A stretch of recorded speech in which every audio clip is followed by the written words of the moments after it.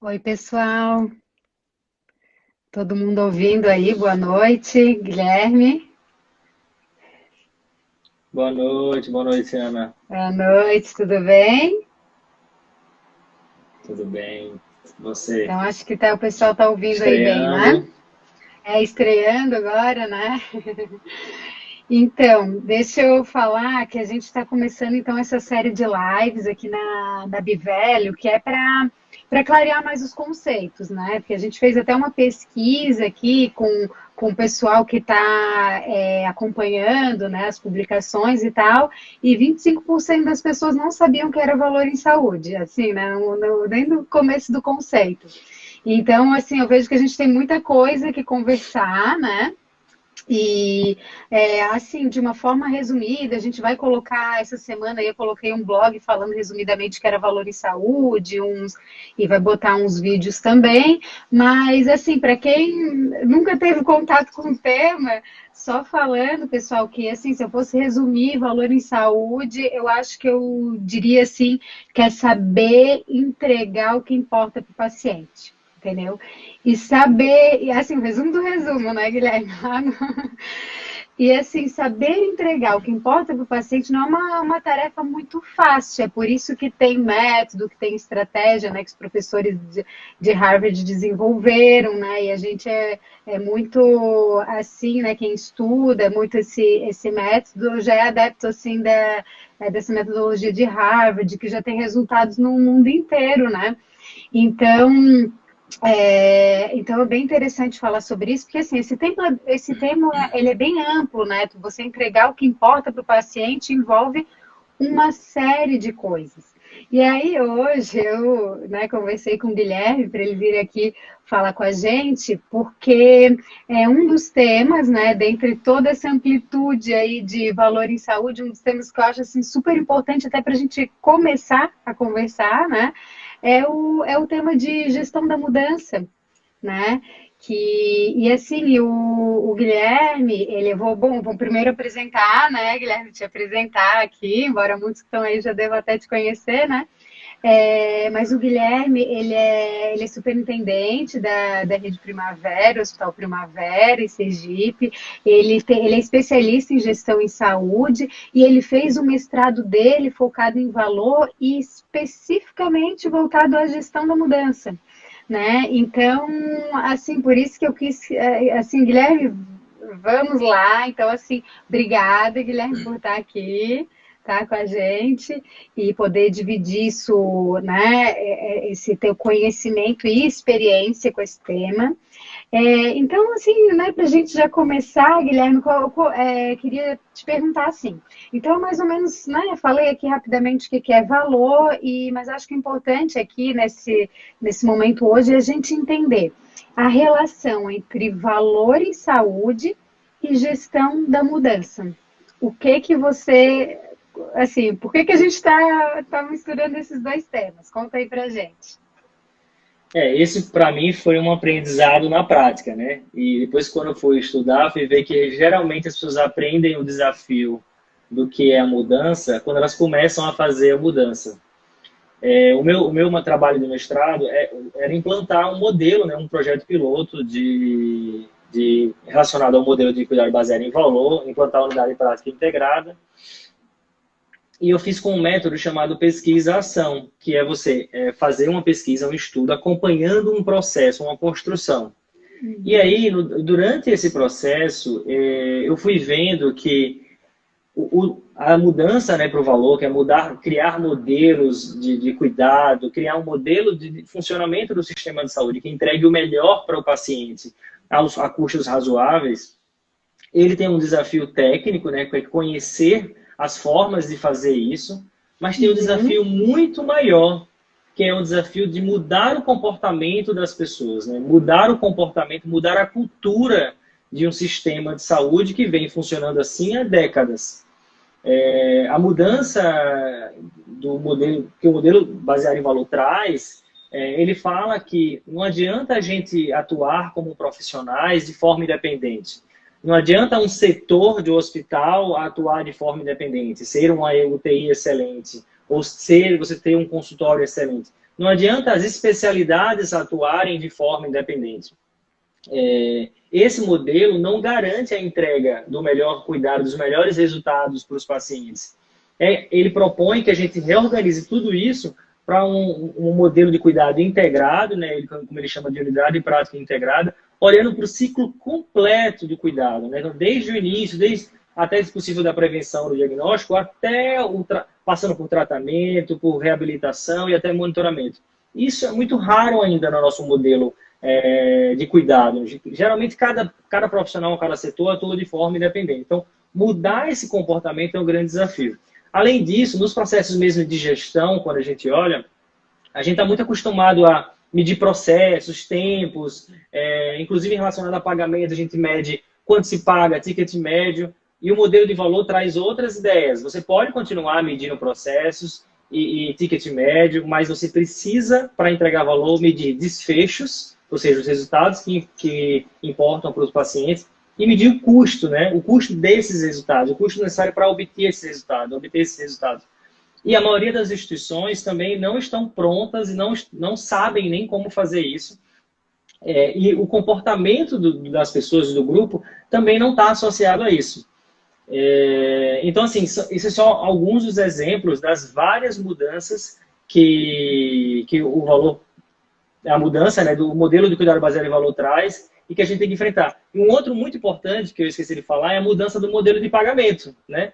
Que hoje o nosso sistema inteiro, principalmente o sistema privado, funciona com o modelo de pagamento por procedimento, por consulta, por exame, por cirurgia. Isso não garante resultado para o que importa para o paciente.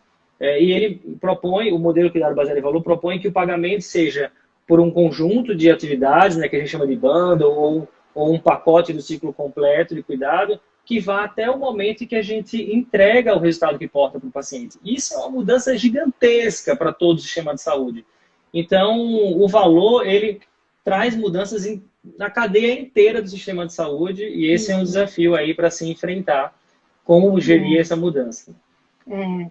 Eu acho assim, né, Guilherme, que o problema é que a gente ficou tão afastado da entrega de valor, né, que agora se aproximar disso, né, realmente entregar valor e saber gerenciar isso é uma grande mudança, né, assim, em todos esses aspectos que você mencionou, né, então mudança estrutural, às vezes até mudança estrutural, né, dentro de um serviço de saúde, de processo, de mensurar resultado, de modelo de remuneração, enfim, são muitas mudanças, né, e realmente eu acho assim que gerir, né, até ia te perguntar, né, Guilherme, então assim, mudanças elas vão ter que acontecer, né? Em qualquer hospital que queira, né, implementar. O hospital ele vive de mudanças, né? Tá sempre acontecendo aí alguma coisa.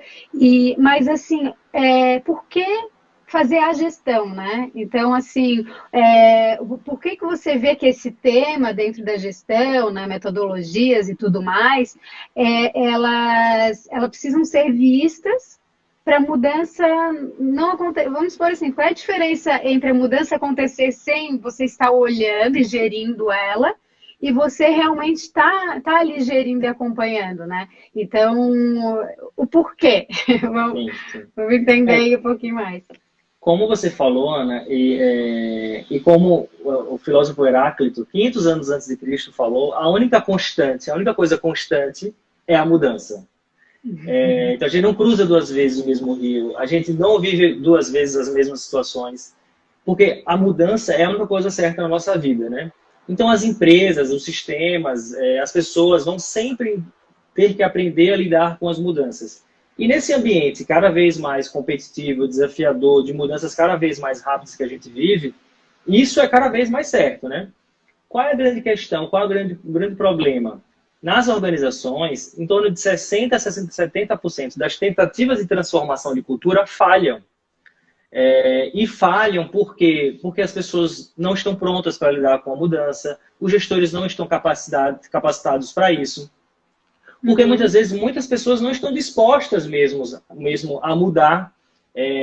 Muitos trabalhos mostram que as organizações elas percebem que elas têm um grande desafio que é lidar com a mudança durante o processo. elas tomam uma decisão muito racional sobre mudar um novo método, implantar um grande novo sistema, fazer uma nova grande ação, mas elas pensam muito na técnica, na estrutura, nos processos, mas elas esquecem do comportamento, da cultura. E ali, quando ela está vivendo aquele processo, elas veem de frente de planejar. O grande desafio de fazer a gestão da mudança. Então, é muito importante que as organizações se capacitem para isso e que deem um suporte para os líderes, para os gestores e para a equipe lidar com os desafios da mudança. Eu gosto de dois grandes professores que falam sobre mudança. O Kurt Lewin, que é um psicólogo alemão, que estudou os comportamentos em grupo, e o John Kotter, que é um professor de liderança da Harvard, que estudou os grandes processos de transformação nas equipes. O Kurt Lewin, que ele estudou comportamento humano, né, como o indivíduo se comporta em grupo ou em organizações, em processos de mudança, ele fala que o tempo inteiro existem forças que são os valores, o jeito das coisas acontecerem aqui, as ideias, as experiências passadas, que ficam forçando a estabilidade, para que as coisas não mudem, né? E para que a gente consiga fazer um processo de mudança, é importante entender quais são essas forças, como elas atuam, quais são esses elementos, esses sinais da cultura que fazem com que as coisas se mantenham do jeito que são, para que a gente consiga atuar nelas e gerar um despertar para a mudança. E uma coisa muito interessante que o Kurt Lewin fala é: não adianta você querer atuar só de forma individual, nos indivíduos, porque o indivíduo está sempre submetido a essas forças da cultura. Então, a atuação da gestão tem que ser sempre nos grupos, entendendo como os grupos e as organizações funcionam, trabalhando com eles, né, trabalhando com essas forças para ir gerir o processo de mudança.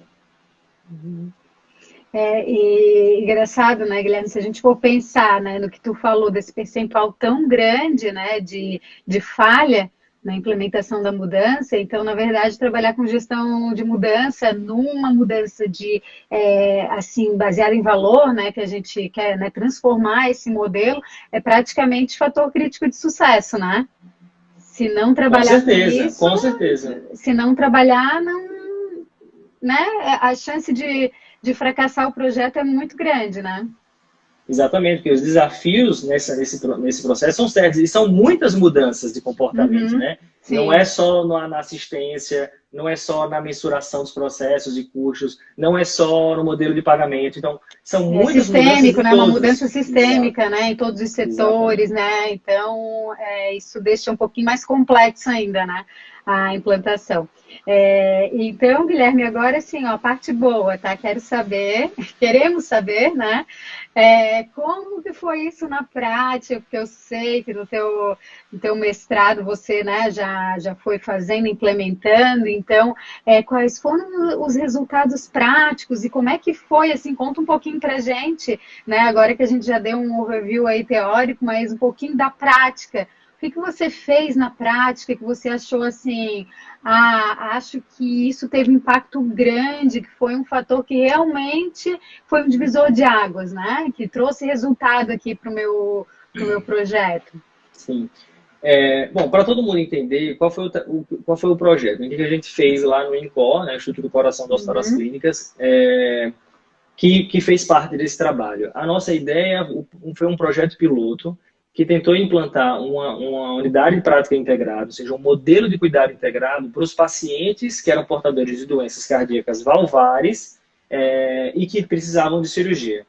Até então, o modelo, esses pacientes, eles tinham um modelo tradicional de cuidado. Os médicos atendiam de forma independente, as equipes multis podiam ser acionadas ou não. O que aconteceu nos consultórios, ambulatórios, não tinha nenhuma relação com o que acontecia no processo de internação, de cirurgia. Depois a alta já era um outro processo, então não tinha uma conexão contínua nesse processo de cuidado. E a gente fez a ideia era construir um projeto piloto que criasse um processo de cuidado integrado mesmo, né, do início ao fim do cuidado do paciente. E aí a gente tem que se deparar com um grande desafio, que é fazer essa mudança. O Kurt Lewin, no final eu vou falar mais ou menos os resultados, mas o Kurt Lewin, ele fala que o primeiro passo, ele tem uma teoria dos 3 passos para a mudança, que é o descongelar, mover-se e recongelar. O descongelar tem a ver com atuar nas forças que mantêm a cultura funcionando daquele jeito para abrir as pessoas, abrir a cultura, o comportamento à mudança, certo? E aí, como a gente faz esse processo? Como a gente cria essa instabilidade nas forças que mantêm a cultura vigente? Ele fala muito que a gente tem que trazer elementos que questionem o status quo daquela cultura, que façam que as pessoas reflitam, será que o jeito que eu estou fazendo é certo? Inclusive gerando um pouco de ansiedade, um sentimento de culpa, de insegurança nas pessoas, pensando, será que eu estou fazendo é o certo? É o melhor do que eu posso fazer? É o melhor para os meus pacientes? Que elas se abram para um novo ponto de segurança, assim, um novo ponto de segurança psicológica até delas. Então veja como isso é um processo psicológico que não é trivial. A gente tem que despertar nas pessoas que estão envolvidas um certo senso de insegurança para o jeito que ela faz hoje, para que ela se abra no jeito de mudar. Como a gente fez isso no INCOM? A gente discutiu com a equipe dados de mortalidade, como a nossa mortalidade estava acima dos scores que a gente fazia, estimavam o risco, como a nossa taxa de infecção estava acima do que a gente esperava para um hospital como um hospital de excelência como o INCOR. A gente trouxe muito junto a alta liderança participando desse processo. Então, assim, a gente trouxe elementos que fizeram as pessoas se questionar e reforçaram isso. Será que a gente está fazendo o melhor? E isso começa esse processo de, como eu falei, de descongelar, né? Abre as pessoas a mudarem o comportamento, certo? Então foi essa primeira fase. A segunda fase vem o mover-se, que é conduzir num processo de gestão da mudança o comportamento das pessoas para o novo comportamento esperado. Essa é uma outra fase muito complexa também, e que a gente tem que estar o tempo inteiro observando e acompanhando, porque as mesmas forças que mantinham a cultura vigente, ela fica o tempo inteiro tentando fazer com que as pessoas voltem àquele modelo. Então, por exemplo, a gente tinha decisões em reuniões, todo mundo decidia ali, e quando saía da reunião, as pessoas faziam diferente. Elas faziam novos acordos de forma informal. Para tentar voltar naquele hábito que elas já estavam, né? Querendo ou não, tentando voltar, né, Guilherme? E isso estava muito conectado com outra cultura lá, que era uma outra força que atrapalhava a mudança, que era a aversão à divergência com a liderança. Então, nos espaços de reuniões, as pessoas eram avessas, a mais de uma instituição acadêmica, eram avessas a discordar do chefe, às vezes até discordar de um par. A sensação gerava muito incômodo de discordar. Então, essa era uma outra força que atrapalhava com que a gente mudasse, porque as pessoas não conseguiam ser sinceras e construir uma nova solução, porque elas não conseguiam discordar. Outra força que tentava manter, que atrapalhava a gente de seguir, era algumas experiências, algumas tentativas passadas que tinham sido feitas para mudar esse modelo e que não deram certo. E essas gente pensavam, a gente já tentou isso, não deu certo, já foi feito isso, eu fiz isso, eu já tive essa ideia e não deu certo. Então, mais um elemento. Outra coisa era assim, uma passividade diante das barreiras. Surgiu um problema, ó, tá vendo? Viu que não vai dar certo, melhor, acho que vai conseguir, a gente não vai conseguir. E vejam, eu estou falando de pessoas que todas concordaram em fazer esse processo de mudança. Então, racionalmente, todo mundo queria e acreditava que era melhor mudar o modelo para um modelo integrado e que entregasse o melhor para o paciente. Mas quando isso começava a mudar diretamente a vida dela, o jeito como ela interagia com o outro, o jeito como ela tem que compartilhar a responsabilidade, isso ia gerando uns sentimentos que fazia com que ela tendesse a voltar para o modelo anterior. E aí como é que a gente que conduz esse processo lida com tudo isso? Primeiro a observação constante do que está acontecendo.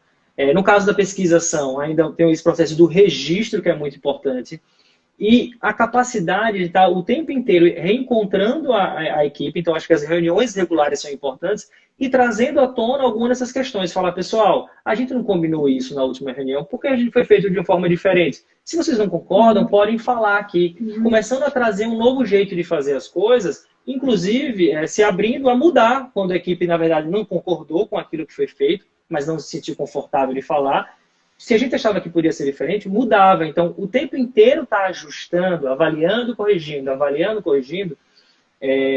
foi uma forma muito importante de conduzir esse processo, né? E outra coisa muito importante nessa fase do mover-se é a presença da liderança. A liderança em cena, junto, acompanhando, ajudando, se comprometendo, sem as lideranças, e muitas vezes até a alta liderança, fica bem mais difícil a gente conduzir esse processo para o comportamento adequado, certo? E aí, por último, vem a fase que ele chama de recongelar, que é criar um novo conjunto de forças, de valores, de ideias, de comportamentos que criam agora, que validam e fortalecem aquele novo jeito de fazer as coisas, né? E para isso é muito importante que a gente celebre as vitórias. Então, o nosso grupo ele apresentou para outras equipes o modelo do cuidado baseado nos resultados. Então, já aproveito para dizer, a gente reduziu a mortalidade de 8 pontos percentuais para 2 pontos percentuais. Uma redução de 70% de mortalidade nos pacientes que tinham esses tipos de doenças valvares, sem incluir nenhum novo equipamento, nenhum novo medicamento, sem mudar a técnica cirúrgica, apenas mudando o modelo de cuidado. Então, a gente teve uma redução que nenhuma medicação... Um laboratório para conseguir uma medicação que tem um resultado, um melhor resultado de 10%, gasta milhões, milhões e milhões. A gente fez uma redução de 70% só mudando o modelo de cuidado.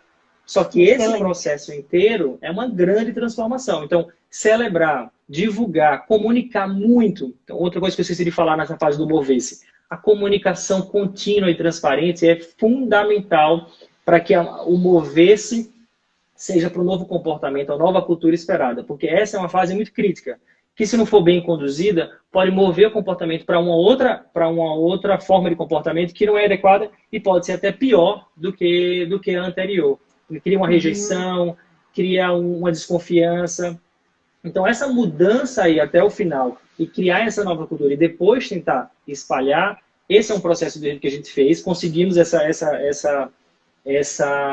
trabalho. Esse processo aí de construção até os primeiros resultados foi de 6 meses, mas esse resultado de 8 para 2 foram 2 anos. Então, essa é outra coisa muito importante. Uma mudança de cultura tão estruturante como essa leva tempo. Não pode ter pressa, entendeu? A gente tem que ter calma, tem que saber ter visão de longo prazo. E foi o que aconteceu e que o grupo continuou levando lá no encontro. Esse é um trabalho que não é simples, mas que foi muito legal e com muitas dessas visões práticas aí do que foi construído, né? Guilherme, acho que você falou uma coisa muito importante. Assim, não acredito em fórmula mágica, né? A gente quer fazer alguma coisa consistente, leva tempo, né? Para fazer assim, né? Claro, tu consegue mudar alguma coisa ou outra de um mês para o outro, mas né, uma mudança pode não ser consistente, né? Acho que para conseguir coisas consistentes mesmo vai levar um tempo, né? E até perguntaram aqui sobre aonde iniciar, e tu, né, acho que já explicou, e eu achei muito interessante, né, essa coisa assim do descongelar, né, do começar, que muitas vezes pela correria, pela coisa de querer resultado, né, da instituição, e a gente sabe, né, a gestão de hospital, de saúde é uma loucura, e a gente está sempre, né, correndo, enfim, melhorando os processos e tal. Mas eu acho que, assim, esse envolvimento do problema, né, eu achei, assim, bem interessante, né, esse envolvimento inicial, que eu acho que é para onde começa, né, Guilherme, pelo que tu falou, né, o envolvimento inicial, o problema é esse, então você causa um certo desconforto, né, eu tô pactuando com isso, né, se eu agir da forma que eu continuar agindo, né, e eu acho assim que é até meio parecido com um processo assim individual também de mudança, né? É engraçado assim, né? Se a gente quiser qualquer hábito que a gente quiser mudar, a gente precisa passar por esse processo, né? Mas bem legal as tuas considerações, Guilherme, bem legais. O que eu ia te perguntar, Guilherme, com relação assim, você falou resultado excelente, né? Isso sem dúvida, eu achei assim sensacional tudo isso que você fez lá no Incor, né? Eu até por eu já ter trabalhado lá no Incor e conhecer muito do que também você está falando. E assim, agora, Guilherme, de uma forma assim pontual, teve algumas coisas ali no dia a dia, assim, que vocês fizeram, que você percebeu assim, ai, que aquela coisa pontual ali, assim, sabe, surtiu um efeito, um resultado, entendeu? Assim, algumas coisas do dia a dia mesmo, né? Porque o que eu estou querendo trazer isso né, às vezes para o dia a dia das pessoas que estão ali na gestão e não conseguem enxergar assim o que eu estou fazendo, né, com relação a grandes mudanças que têm que ser feitas, né? Então, acho interessante a gente dar um exemplo, assim, bem pontual do dia a dia, se tiver alguma situação, assim, que tu lembre. É, primeiro assim, eu acho que é importante ter, primeiro, clareza disso. É uma jornada, né, não é uma coisa rápida. Uhum. Eu sempre falo com quem trabalha comigo, assim, vão acontecer altos e baixos. Então, é importante que você esteja pronto, quem está conduzindo, esteja pronto para lidar com momentos bons em que parece que vai dar tudo certo, e momentos difíceis em que parece que nada vai dar certo. Isso é muito importante. E, assim, coisas que são muito importantes e que eu uso muito é a comunicação. E para isso, um modelo de reuniões regulares, objetivas, transparentes, abertas, para poder fazer com que a gente consiga estar sempre se comunicando, conduzindo, avaliando o processo. E começar a tentar já medir algum resultado, mesmo que seja ainda subjetivo, sempre que possível, é muito importante para dar um ânimo para a equipe, né? Eu gosto assim de seguir muito o modelo do John Kotter, com o olhar prático dos 8 passos que ele fala para a mudança. Ele estudou. Eu vou até colocar esse artigo, depois eu vou postar para quem quiser ter acesso, o artigo e o livro que fala disso. É uma forma mais Uhum. prática de tentar ajudar as pessoas a conduzirem processos de mudança. Ele estudou grandes e várias organizações e encontrou assim, onde geralmente são os problemas que acontecem que atrapalham dar certo. E fez os 8 passos da mudança. A primeira Uhum. coisa é aquela coisa, criar um senso de urgência, que foi um pouco do que eu falei aí na parte do descongelar. E refletir, pessoal, precisamos mudar. Do jeito que tá, não tá legal, não tá dando um resultado muito bom. É como você falou pra gente, quando eu falo, poxa, eu não tô me cuidando, tô sedentário, tô acima do peso. Então, a gente precisa, antes de uma mudança, criar um senso de urgência, de necessidade. Eu preciso gerar uma mudança. Isso a liderança tem que estar muito junto. Depois, outro fato muito importante, e foi outra coisa muito importante, é criar, ele fala, uma coalizão de liderança. Então, criar um grupo de pessoas que, que abraçam a ideia, que acreditam na ideia e que vão ajudar na condução desse processo. E aí, outra dica que eu dou, principalmente quando a gente está falando de processos técnicos, é estudar o que a gente está fazendo. Quando a gente está fazendo uma coisa sem saber um pouco mais além da superfície, ou seja, saber por que daquilo, de onde vem aquela ideia, conhecer um pouco de outras experiências, se você não sabe isso, você fica muito frágil diante dessas forças que mantêm a cultura querendo voltar ao normal. Então, o Uhum. fato de eu ter estudado muito sobre o valor, de ter feito o curso fora com o Potter, isso me dava muito mais segurança de estar ali conduzindo isso. Então, para quem está Uhum. aqui e assim, e atua na gestão, em qualquer processo de mudança, é muito importante que você tenha um embasamento técnico do que você está construindo, senão isso fragiliza muito. Então, essa colisão, esse grupo aí de condutor tem que estar pronto para entender e para lidar com os questionamentos sobre esse processo que está indo. Depois ele fala que esse grupo tem que criar uma visão, né? Onde a gente quer chegar. Qual é o nosso final ideal? Porque se você não tem isso também, fica muito confuso você saber para onde vai. Então, criar um ideal, a gente criou assim, ó, nosso ideal era construir um modelo de cuidado em que a gente conseguisse reduzir a mortalidade pelo menos para o mesmo valor dos scores, que era mais ou menos 5%, em até 6 meses, e que a gente começasse a medir resultados como capacidade funcional, né, dos pacientes, qualidade de vida após a cirurgia, taxas de infecção. Então, que a gente conseguisse melhorar o resultado e conhecer um pouco mais, melhorar o resultado de mortalidade e conhecer um pouco mais aqueles resultados que aconteciam depois. Então, a gente tinha essa visão de onde a gente queria chegar, isso era muito importante. E aí depois vem a fase de comunicar essa visão, falar para todo mundo, ó, estamos fazendo isso, queremos chegar aqui. É importante que todos saibam para onde quer chegar. Uhum. Depois daí começar a planejar os passo a passo, conquistar e celebrar essas pequenas conquistas, os pequenos avanços, e depois ir treinando as pessoas, desenvolvendo, ampliando, e aos poucos consolidando, fazendo mais mudanças em outras equipes, e aí, por fim, você institucionalizar mesmo esse processo. Eu acho que para todo mundo que me procura para falar sobre mudança, eu mando esse artigo, porque ele é um artigo relativamente curto, mas muito bom, com muito embasamento, mas bem prático também, que ajuda as pessoas a avaliarem como elas estão conduzindo, Então, como elas podem melhorar. E ele tem um livro, o John Kotter, também um livro pequeno, que é bem prático também nisso. Eu vou postar depois no Instagram para quem quiser ter acesso e buscar. Mas é isso. Então, assim, acho que é muito importante ter essa visão do todo e saber que não é uma coisa impossível de fazer, tem formas de fazer, mas tem que estudar, tem que buscar, tem que construir junto com a equipe, né?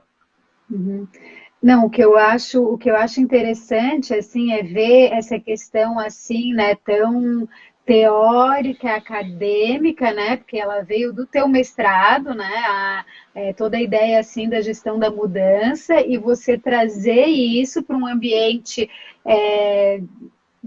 né, que tinham várias barreiras aí, e transformar isso em resultado, né? Então, todo esse processo que é que a gente gosta de conversar aqui na Bivelho, né, de aliar um pouco a teoria não é para estar lá na teoria, né? Alguém, às vezes me falam assim, não, valor em saúde é lá com Porter, lá em Harvard, lá nos Estados Unidos, né? Então, assim, né, eu acho que é trazer isso para a nossa prática e trazer resultados, né, para o paciente. Eu fico pensando aqui, a gente em gestão, a gente costuma falar muito em números, né? Mas se a gente for ver quantas pessoas não foram impactadas já, né? E não estão sendo mais para frente impactadas por esse modelo, né? Porque se tu falou de uma mortalidade que reduziu, né, de 8 para 2, né, Guilherme? 8 para 2? Exatamente. Em 2 anos? Exatamente. Então, quantas vidas, né, não foram salvas e estão continuando sendo salvas por causa desse processo de mudança? Sim. Né? Imagine então, que essa equipe... às vezes a gente está aqui na gestão, a gente não está ali... Desculpa te interromper. Essa equipe fazia né? Então, em torno de assim, 300 não a pode 500 falar, Guilherme, cirurgias. não, era isso que eu queria pontuar, querido. 300 a 500 cirurgias por ano. Então, você imagine aí uma redução de 6 pontos percentuais. Nossa. Quanta gente deixou de morrer? Né, já faz a conta aí por... Ó, 500, se fosse 5%, 500 era 25. Imagina. Né? E vai continuar deixando, né? E fora, é claro, coisas que talvez vocês nem mensuraram, né, Guilherme? Ganhos secundários, sim, né? Sim. E assim, de capacidade funcional, enfim, né? Que também vocês não mensuraram, mas que também, né, provavelmente gerou um impacto, né? Sobre isso Muito, de muito valor, interessante. Agora, Guilherme, assim... Só um comentário final, como esse processo de mudança é constante, o processo dos 3 passos, né, é constante. Quando a gente começou a ter resultados sobre a capacidade funcional dos pacientes que operavam e que sobreviviam, a gente começou a ver que alguns pacientes eles tinham uma piora da capacidade funcional, coisa que ninguém acreditava, ninguém admitia que o paciente operava e ficava pior, né?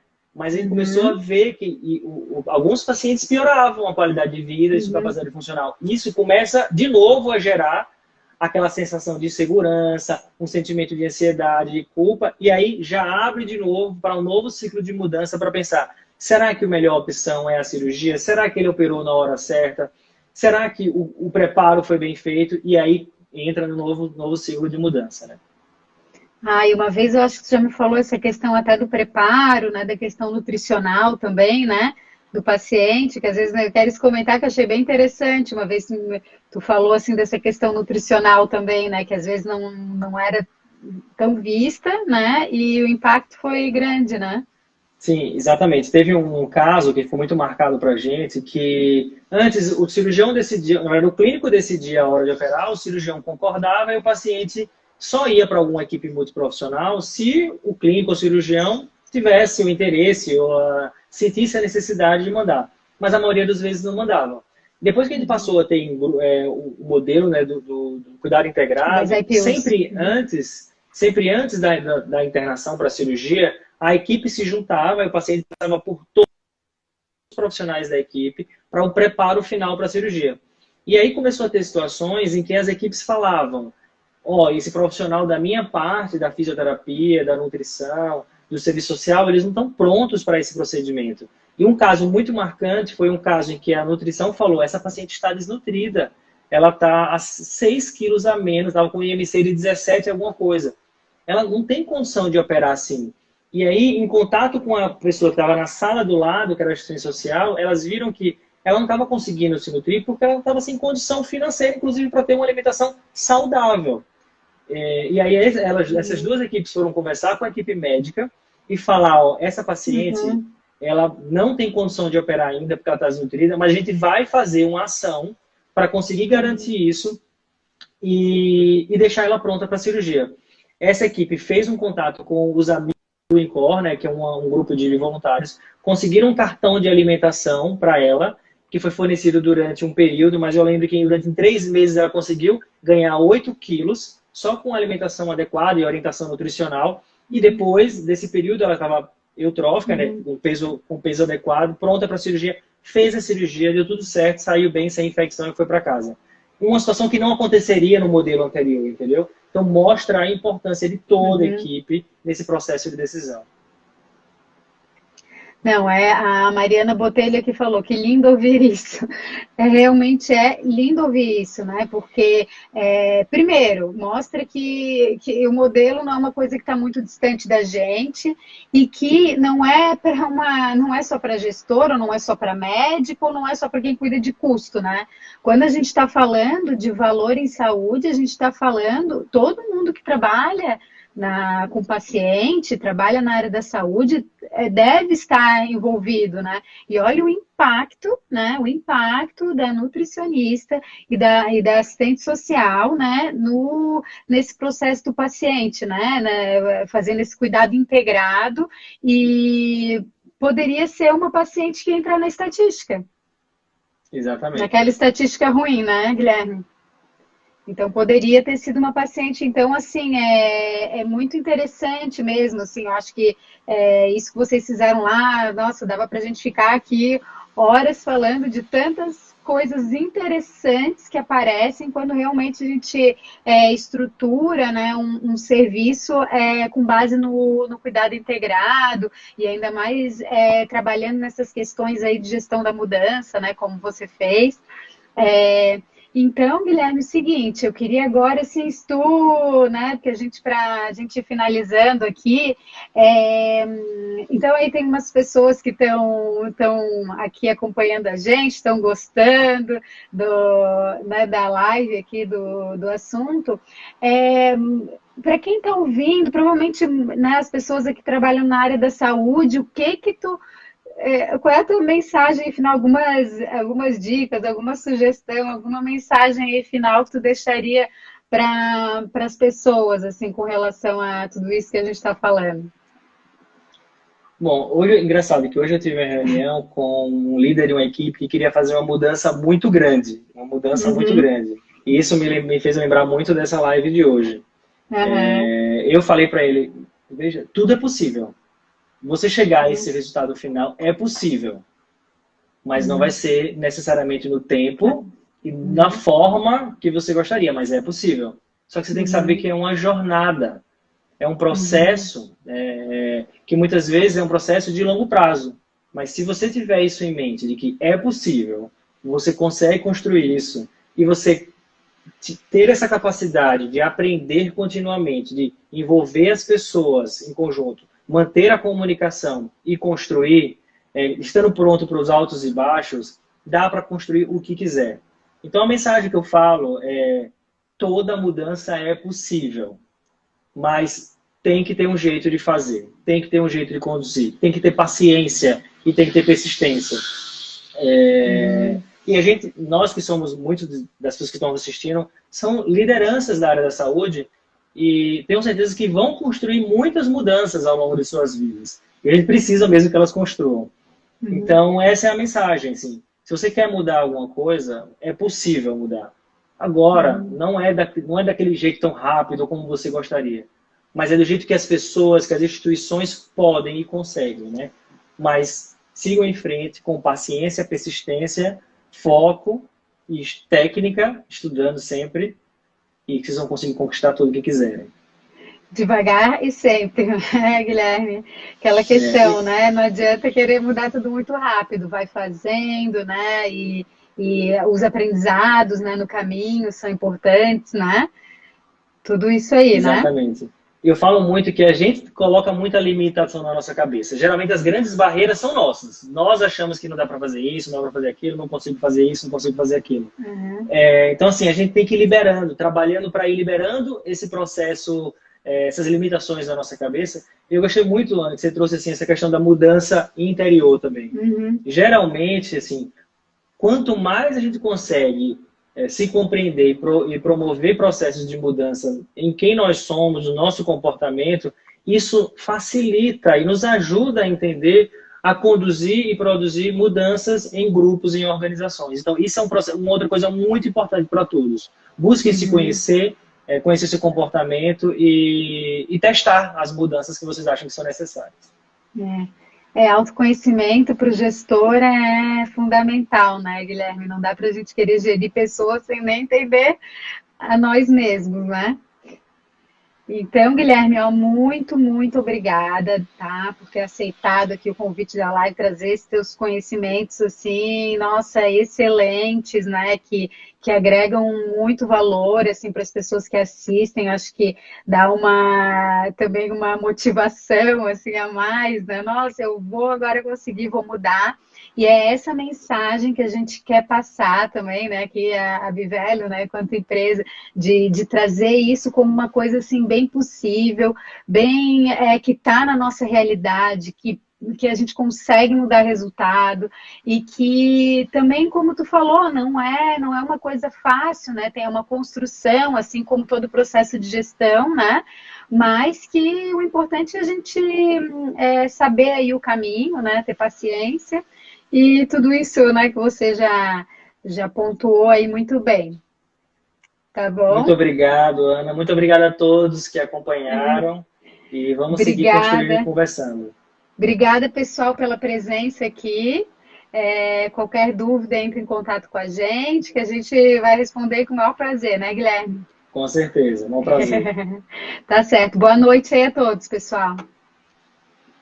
Tchau, tchau. Tchau, tchau.